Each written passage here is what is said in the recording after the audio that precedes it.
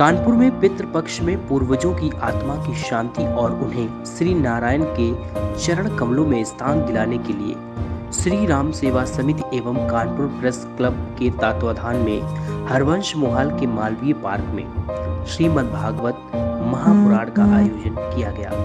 कथा के पहले दिन कानपुर प्रेस क्लब अध्यक्ष सरस वाजपेयी ने श्री गणेश एवं महापुराण का पूजन किया।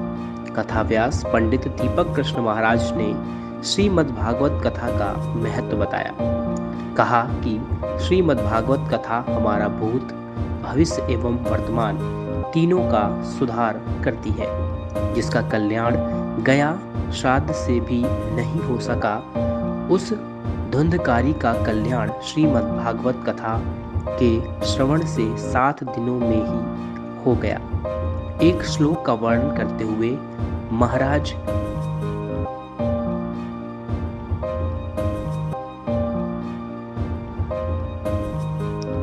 श्री ने बताया कि भगवान का स्वरूप सतचित और आनंद है, इसलिए हम भगवान को सच्चिदानंद कहते हैं। सच्चिदानंद का अर्थ होता है जो तीनों काल में सदैव सत्य ही रहे और जिसके आनंद का कभी क्षय न हो, उसे ही सच्चिदानंद कहते हैं। उन्होंने बताया कि पितृपक्ष के पावन अवसर पर श्रीमद् भागवत कथा का श्रवण अत्यंत महत्वपूर्ण है।